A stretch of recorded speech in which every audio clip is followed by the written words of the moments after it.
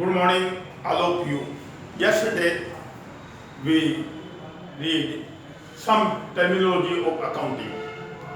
That's purchases, when we purchase goods for sale, that will be written in purchase account. ये कल आपने पढ़ा था. When we sold goods, that will be entered in sales account. ये अपने कल विचार किया था इन टर्मिनोलॉजी के बारे में. उसी संदर्भ में कुछ बातें और आगे विचार करेंगे अपन. एक आता आगे debtors. When we sold goods for credit, जब हम किसी को उधार माल बेचते हैं तो that person will be called debtor. तो उससे पैसा लेना है, वह हमारा ऋणी है, अभी उसने पैसा नहीं चुकाया है, तो that person will be called debtor. When we sold goods for cash, नगद पैसा माल बेचते हैं, जब तो पैसा आ रहा है, माल जा रहा है, उससे डेटर प्रभावित नहीं होगा. लेकिन जब हम उधार माल बेचते हैं तो that person who purchased goods from us, that will be called debtor. And creditor, when we purchase goods, जब हम माल खरीदते हैं किसी व्यक्ति से for credit, उधार, तो that person who sold goods to us will be called creditor. जब हम किसी व्यक्ति से उधार माल खरीदते हैं तो माल बेचने वाला व्यक्ति अपना क्रेडिटर कहलाता है. ये कुछ बातें अपने को ध्यान रखनी चाहिए. उसी प्रकार BR, bills receivable, when we sold goods to debtor and debtors say us, I will pay this amount after 2 months. हम किसी व्यक्ति को उधार माल बेचते हैं और उसने प्रॉमिस किया कि साहब मैं ये पैसा 2 महीने बाद दूंगा, अभी उसके पास पैसा नहीं है. यदि अपन माल नहीं उधार नहीं बेचेंगे तो आज के इस कंपटीशन के युग में अपन टिक नहीं पाएंगे, ना माल बिकेगा नहीं. इसलिए अपने को उधार माल बेचना भी हमारी मजबूरी है, माल उधार बेचना पड़ता है. लेकिन उधार माल बेचते हैं तो कम से कम उस व्यक्ति का रिटर्न में डॉक्यूमेंट होना चाहिए. रिटर्न में डॉक्यूमेंट नहीं है, उसने पेमेंट नहीं किया है, तो अपने कोर्ट में जब जाएंगे तो अपने पास प्रूफ चाहिए. कोर्ट तो प्रूफ मांगता है. अपन क्या करते हैं, जब किसी को उधार माल बेचते हैं तो उस व्यक्ति को we write a draft to that person and he accepted that draft, that will be called BR. जैसे अपन ने किसी मोहन को माल बेचा 10,000 रुपए का, we sold goods to Mohan for credit, उधार माल बेचा. he say I will pay this amount after 2 months, 2 महीने बाद चुकाऊंगा. तो अपन ने एक ड्राफ्ट लिखा, उस व्यक्ति को, और वो उसको एक्सेप्ट कर लेता है, तो that person, that item will be called BR, प्राप्य बिल कहलाएगा. अपन ने मोहन को 10,000 का माल बेचा तो वो प्रॉमिस करेगा अपने से, वो एक्सेप्ट करेगा कि भाई मैं तुम्हें 10,000 रुपये 2 महीने बाद दे दूंगा. अपनी जो ड्राफ्ट लिखा उस पर स्वीकृति दे देता है, तो वो अपने लिए क्या कहलाएगा BR. वैसे इसके बारे में पूरा पाठ अलग से है, BR और BP के बारे में. उसके बारे में इसको शॉर्ट फॉर्म में BR कहा जाता है. एक आता BP देय बिल. जब हम किसी से उधार माल खरीदते हैं तो हमारे पास में भी पैसा नहीं है, हम भी कहते हैं भैया हम 2 महीने बाद पेमेंट करेंगे, 3 महीने बाद पेमेंट करेंगे. तो ही write a draft to us and we accepted that draft. I will pay 10,000 after 2 months. मैं 10,000 रुपये का माल खरीदा है, 2 महीने बाद पेमेंट कर दूंगा. उसकी स्वीकृति अपने दे दी है, तो वो अपने लिए क्या कहलाएगा BP देय बिल, बिल्स पेपर. यानी उस बिल का पैसा अपने को 2 महीने बाद देना है. यदि अपन 2 महीने बाद पेमेंट नहीं करते हैं तो वो व्यक्ति कोर्ट में क्लेम करके केस फाइल कर सकता है और जो भी कंडीशन होगी उसी के अनुसार का पेमेंट किया जाएगा. कुछ बातें और है, धीरे धीरे अपन विचार करते रहेंगे। अब कुछ कुछ खास बातें विचार करें अपन, क्यों कई थ्योरी और है, लेकिन थ्योरी पढ़ेंगे अपन धीरे धीरे तो ध्यान में आ जाएगी। कई कॉन्सेप्ट हैं कि इसकी ऑब्जेक्ट हैं, ये बातें धीरे धीरे विचार करेंगे। लेकिन एक फंडामेंटल इसका थोड़ा क्लियर होना चाहिए अकाउंट्स का। एक आता है मेथड्स ऑफ अकाउंटिंग, यानी लेखा करने के कुछ तरीके हैं। अलग अलग तरीके से अलग अलग व्यक्ति लेखा करते हैं। फर्स्ट है सिंगल एंट्री सिस्टम कह दो या इनकम्प्लीट सिस्टम, इसको हिंदी में कहते हैं अपूर्ण लेखा पद्धति।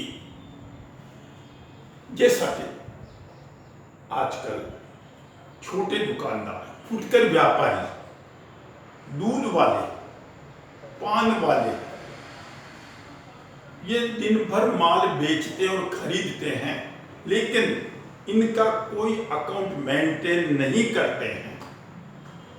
यदि पान वाला किसी को पान उधार देता है तो एक डायरी रखता है, उस डायरी में लिख दिया मौन के पन्ने पर एक पान दिनांक 4 सितंबर, ठीक। 5 सितंबर को फिर दिया एक पान 5 सितंबर, 3-4-5 दिन बाद वो पेमेंट कर देता है तो उसको वो काट देता है। तो एक इसका कोई लेखा, कुछ का लेखा कर दिया जाता है, कुछ का लेखा नहीं किया जाता है। दूध वाला कूपन दे देता है, 30 दिन के 30 1-1 किलो दूध लेते हैं, 1-1 किलो का आपको कूपन दे दिए, पैसा ले लिया।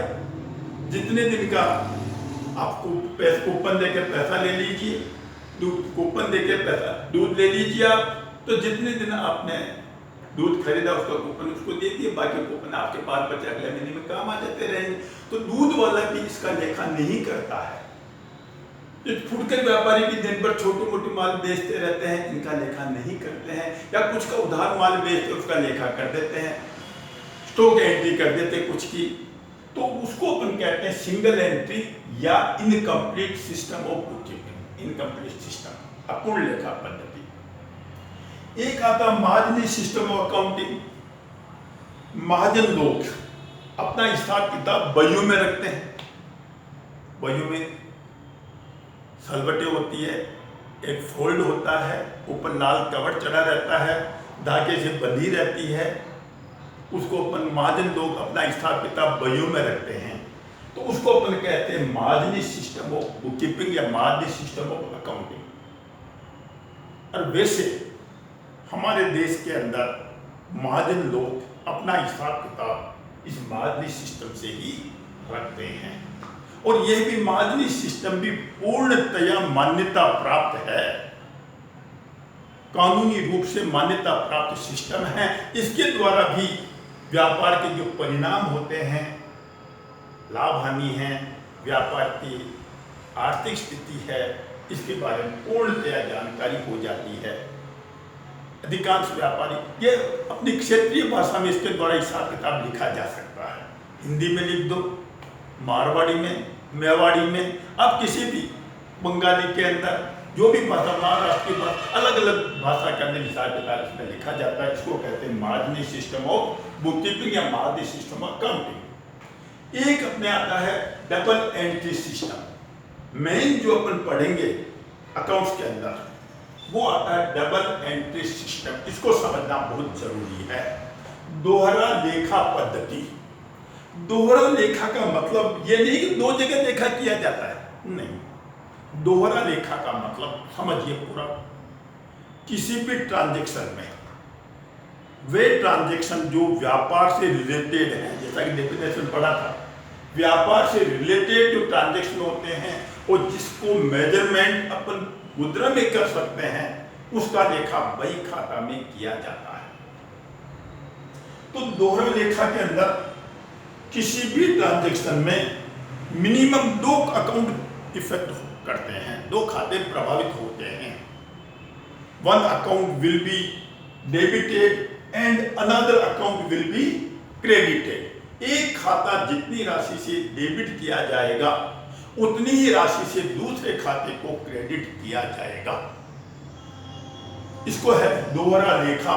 दोहरा लेखा का मतलब 2 जगह लेखा नहीं, किसी भी ट्रांजैक्शन में मिनिमम 2 अकाउंट प्रभावित होते हैं। एक खाता जितनी राशि से डेबिट होता है उतनी राशि से दूसरा खाता क्रेडिट किया जाएगा। पूरी अकाउंट की थीम के अंदर ये बात ध्यान में रखनी है। लेकिन हाँ, मिनिमम 2 खाते बताए गए, 3 खाते भी प्रभावित हो सकते हैं, 4 भी हो सकते हैं, 5 भी हो सकते हैं। एक खाता डेबिट होता है तो दूसरे 3 खाते क्रेडिट हो सकते हैं, 3 खाते डेबिट होते हैं तो 1 खाता क्रेडिट हो सकता है इसको।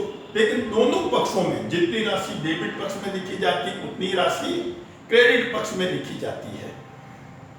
तो इसके बारे में अपन अभी एक इक्वेशन बताऊंगा आपको, तो उससे काफी कुछ ध्यान में अपने को आ जाएगी।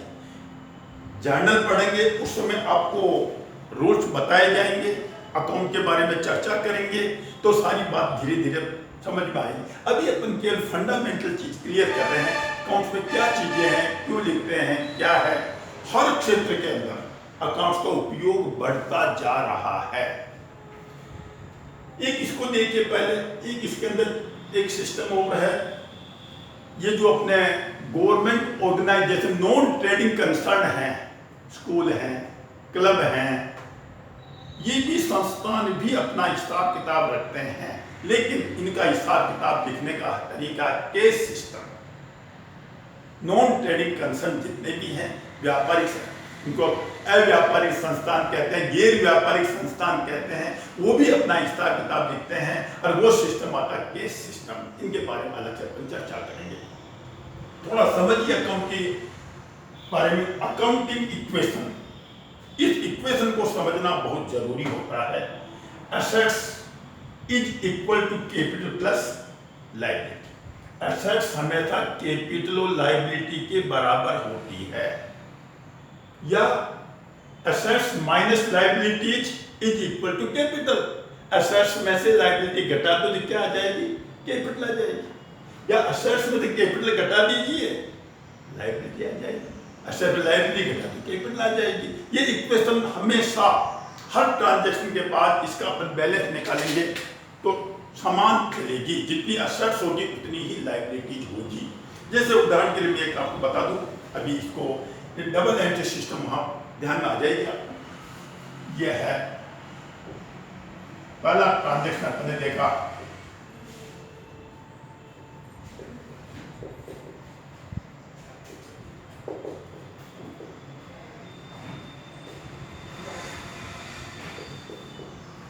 Started business with cash rupees 50,000, 50,000 रुपए नगद से अपन ने व्यापार शुरू किया। इसमें ये ट्रांजैक्शन है, स्टार्टेड बिजनेस विद कैश, नगद से व्यापार शुरू किया। व्यापार में क्या आया, पैसा आया है, कैश आ रहा है, एसेट्स बढ़ रही है, तो कैश कितना आया अपने पास, 50,000। व्यापार में पैसा कौन ला रहा है, व्यापारी ला रहा है, ओनर ला रहा है, प्रोप्राइटर ला रहा है। और कोई कल बताया था आपको कि प्रोप्राइटर या व्यापारी कोई भी अपने नाम से खाता नहीं खोलता है। वो जितनी भी वो पूंजी व्यापार में इंट्रोड्यूस करता है, पूंजी लगाता है, उसके लिए कैपिटल अकाउंट खोलता है। अपने नाम के स्थान पर वह पूंजी खाते के नाम से एक अलग खाता खोलता है। कैपिटल एक प्रकार से व्यापार के लिए लायबिलिटी है। व्यापार के द्वारा व्यापारी अलग है और व्यापार अलग है। व्यापार में व्यापारी ने पैसा लगाया है तो वहां पर व्यापारी को पैसा देना है। यदि अपने व्यापारी के पास पैसा नहीं होता है तो अन्य किसी व्यक्ति से उधार लेके आता है, तो जिस व्यक्ति से उधार लाता है उसको वापस पैसा चुकाना है, तो वापस तो कैपिटल भी एक प्रकार से अपने लिए क्या कहलाती है, लायबिलिटी कहलाती है। तो कैश व्यापार में कितना आया है, 50,000 रुपए, और कैपिटल कितनी हो गई है, 50,000 रुपए। तो जितना कैश है, एसेट्स है, देखिए आप इक्वेशन को, assets is equal to liability plus capital, ये सारी चीजें क्या कहलाती है, एसेट्स कहलाती है। और ये इधर आ जाती है आपके कैपिटल प्लस लायबिलिटी, इनका योग बराबर चलता रहेगा इन एवरी कंडीशन। जितनी एसेट्स है उतनी लायबिलिटी होगी और अभी बताया था आपको डबल एंट्री सिस्टम में कि मिनिमम किसी भी ट्रांजैक्शन में 2 अकाउंट इफेक्ट करते हैं। दूसरी ट्रांजैक्शन देखिए नंबर 2,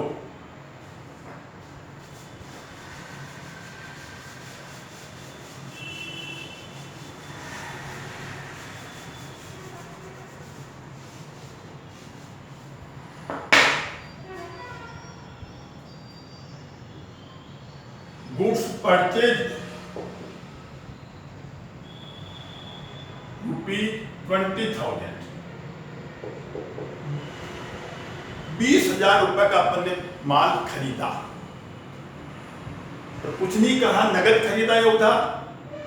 अब आपको तो कैसे पता लगेगा? उधार खरीदते तो किसी व्यक्ति का नाम होता, भाई राम से खरीदा, मोहन से खरीदा, वो जिससे खरीदते वो क्रेडिटर कहलाता, जिससे उधार माल खरीदते वो क्रेडिटर कहलाता। तो माल व्यापार में कितना आ रहा है? 20,000।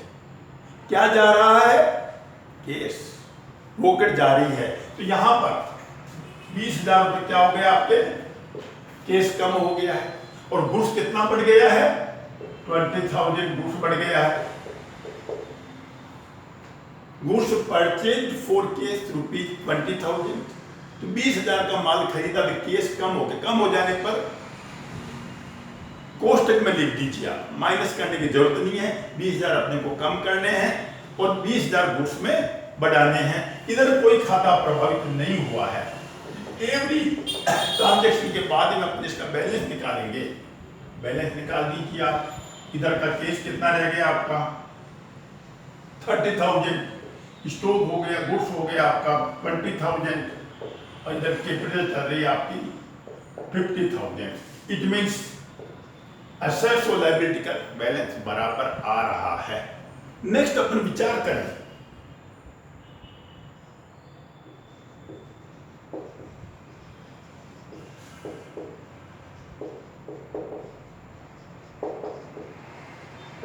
परचेज फर्नीचर फॉर ₹5,000, 5,000 का अपन ने फर्नीचर खरीदा। व्यापार में क्या आ रहा है? फर्नीचर आ रहा है। क्या जा रहा है? केस जा रहा है। क्यों? यहाँ कुछ नहीं कहा गया है उधार है या नगद। तो मैंने आपसे कहा उधार माल खरीदते तो उस व्यक्ति का नाम होता है जिसे खरीदा जाता है ही नहीं। तो अपने परचेज फर्नीचर 5,000, तो व्यापार में क्या आ गया है? फर्नीचर आ रहा है, संपत्ति बढ़ रही है और केस कम हो रहा है। तो केस कितना कम हो गया है आपका? 5,000 और फर्नीचर कितना बढ़ गया आपका? 5,000। तो इधर कोई खाता प्रभावित हुआ ही नहीं है। अब in every condition, every transaction we should balance, इनको वापस बैलेंस निकालना चाहिए। तो केस कितना रह गया आपका? 25,000, गुड्स हो गया 20,000 और फर्नीचर हो गया आपका 5,000। अब इनका टोटल लगाइए, ये हो रहा 50,000 और आपकी कैपिटल भी कितनी चल रही है? 50,000। इट मीन्स ये आपने इक्वेशन बताइए आपको डबल एंट्री सिस्टम के अंतर्गत ये इक्वेशन अपना समान अर्थ बता रही है कि जितनी एसेट्स है उतनी ही आपकी लायबिलिटी होगी। लेकिन अब थोड़ा आगे बढ़िए, goods sold, cost 10,000,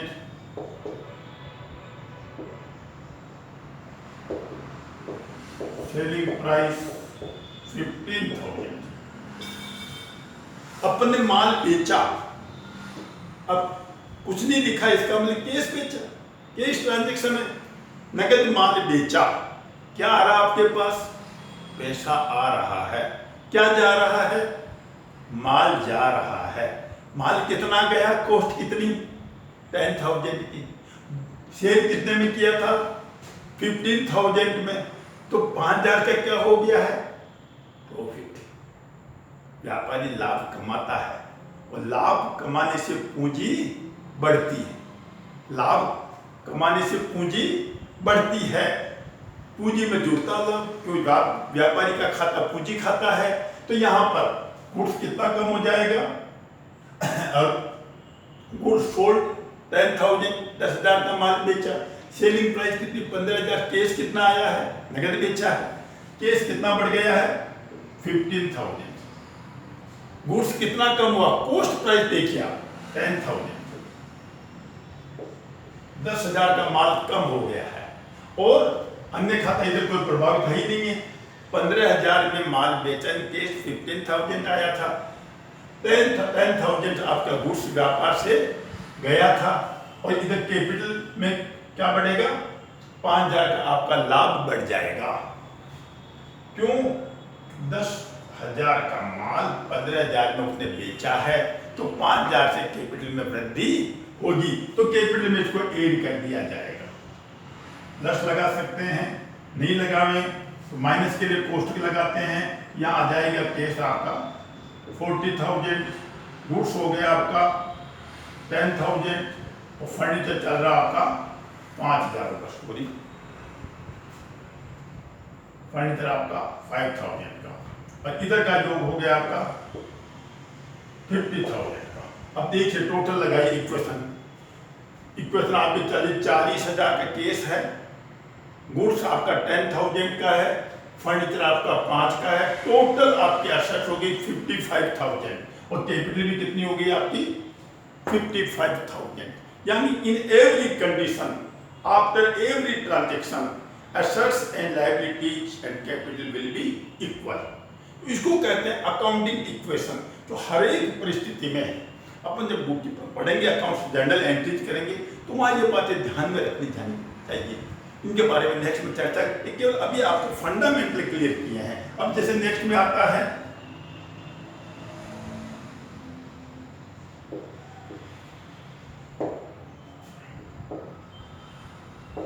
salary paid 10,000, 10,000 का वेतन भुगतान किया है।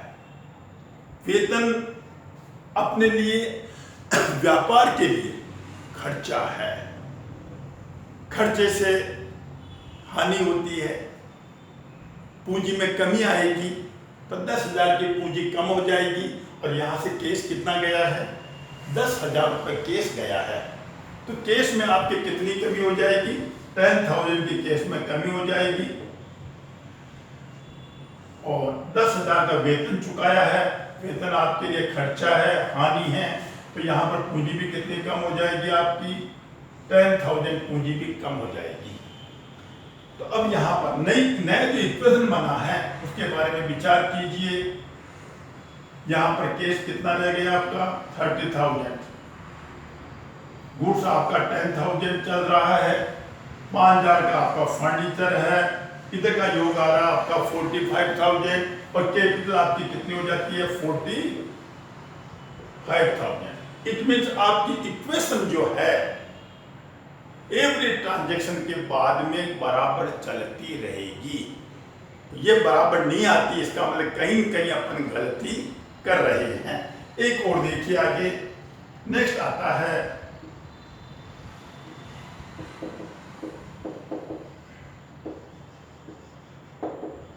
कमीशन रिसीव्ड ₹5,000, 5,000 का आपने कमीशन प्राप्त किया है व्यापार में। तो आपके पास नगद कितने आ रहे हैं, 5,000 रुपये नगद में आ रहे हैं, 5,000 रुपये आपके पास नगद आ रहे हैं। कमीशन अब व्यापार के लिए क्या है, इनकम है, और इनकम से पूंजी में वृद्धि होती है। तो यहाँ पर दो कंडीशन आ गई, केस कितना बड़ा है, केस कितना बड़ा है 5,000 रुपये, केस में 5,000 वृद्धि हो जाएगी, और कमीशन अपने लिए इनकम है, तो इनकम से पूंजी में कितनी वृद्धि हो जाएगी 5,000। After this transaction that new equation देखिए आप 35,000 केस है, 10,000 गुड्स है, 5,000 फर्नीचर है, इनका टोटल आ रहा है आपका 50,000, और इधर की कैपिटल भी कितनी आ गई आपकी 50,000। In every condition assets is equal to capital plus liabilities. हर ट्रांजेक्शन के बाद में पूंजी और दायित्व का योग संपत्ति के बराबर होगा, ये विचार कीजिए आप। और यही डबल एंट्री सिस्टम में है, एक अकाउंट जितनी राशि से डेबिट किया जाता है, अन्य अकाउंट को उतनी राशि से क्रेडिट किया जाएगा। ये दोहरा लेखा पद्धति का सबसे महत्वपूर्ण प्रिंसिपल है, सिद्धांत है। अभी है टाइम 4 मिनट। ठीक, एक को देखते हैं साथ में। गुड्स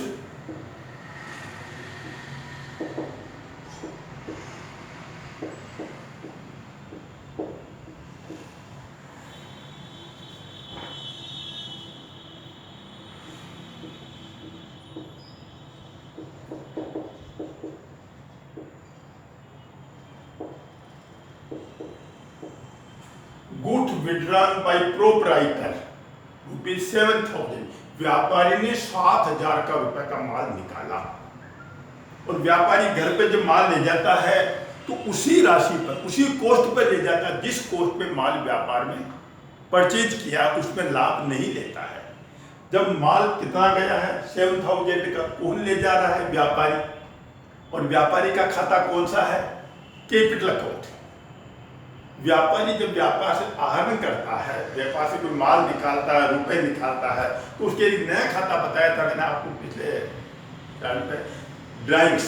तो व्यापारी ने 7,000 रुपए का माल निकाला है, तो माल कितना कम हो गया? कॉस्ट कितनी हुई उस माल की? 7,000। 7,000 का माल व्यापारी का व्यापार से कम हो जाएगा और 7,000 की व्यापारी की पूंजी भी कम हो जाएगी। व्यापारी व्यापार में पैसा लगाता, पूंजी में वृद्धि होती है, और व्यापार से माल या रुपए निकालता, उसे पूंजी में कमी आती है। तो नया इक्वेशन जो बनेगा वो हो जाएगी आपका केस तो चल रहा 35,000, गुड्स आपका रह गया केवल मात्र 3,000, फर्नीचर चल रहा 5,000, इनका योग हो रहा है आपका 35, 38 और 5 43,000, और इधर आपकी कैपिटल भी कितनी हो गई है? 43,000। मेरा कहने का मतलब है ये इक्वेशन ये प्रूव करती है कि इन एवरी ट्रांजेक्शन के बाद में आपका एसेट्स का योग लायबिलिटी जो कैपिटल के बराबर होता है। और यदि यह आपको ध्यान में आ जाती है तो अकाउंट को समझने में कोई दिक्कत नहीं होगी डबल एंट्री सिस्टम में। तो इनके बारे में मैंने विचार किया था, एक बार इनको अपनी किताब में देखिए तो उसके बाद में ध्यान में आ जाता है। ठीक, तो ये कहने का मेरा मतलब है एक बार संक्षेप के अंदर, अब इसके बारे में आगे पढ़ेंगे पर, क्योंकि इसके फंडामेंटल जो है वो अपने को ध्यान में आने चाहिए। इसके बाद में अपन पढ़ेंगे जर्नल है, जर्नल एंट्रीज क्या होती है, अकाउंट कितने प्रकार के होते हैं और अकाउंट में लेखा करने के क्या रूल्स हैं। यदि आपको ये बातें बता दी जाए तो आपको खुद को अपने आप इंटरेस्ट बनेगा कि जर्नल एंट्रीज कैसे बनाई जाती है, और उसके बारे में जर्नल एंट्री बनाने के लिए केवल आपको अकाउंट की क्वेश्चन का भी बहुत ध्यान में जरूरी होता है। जैसा आप जानते हैं बैंकों में अपन अकाउंट खोलते हैं, 4 प्रकार के खाते बैंकों में खोले जाते हैं। ध्यान में होगा आपको, नहीं तो ध्यान आ जाएगा। एक होता आपका सेविंग बैंक अकाउंट, जिनकी आय कम होती है वो अपनी तनख्वाह से, आय से कुछ पैसा बचत खाते में जमा करा देते हैं, उसमें अपन सेविंग बैंक अकाउंट जिसमें ब्याज बहुत कम मिलता है। एक जिनकी मासिक आय निश्चित होती है वो बैंक में रिकरिंग डिपॉजिट अकाउंट खोल देते हैं, आवर्ती जमा खाता, जिसमें हर महीने में निश्चित राशि जमा कराते रहते हैं। एक होता आपका करंट अकाउंट, और अधिकांश व्यापारी अपना बैंक में करंट अकाउंट चालू खाता खोलते हैं ताकि सारे ट्रांजेक्शन्स वो अपने चेक के द्वारा कर सकते हैं या चेक के द्वारा राशि प्राप्त कर सकते हैं, नगद लेन देन करने की जो समस्या उससे बच जाते हैं। और एक होता आपके पास काफ़ी अमाउंट फालतू पड़ा हुआ है, कुछ समय तक काम नहीं आएगा, तो उसको आप फिक्स डिपॉजिट में स्थायी जमा खाते में जमा करा देते हैं। इसको अपन कहते हैं फिक्स डिपॉजिट अकाउंट। ये तो खाते होते हैं बैंकों में खोले जाने वाले खाते, सबसे ब्याज कम या नहीं मिलता है वो करंट अकाउंट पर नहीं मिलता है।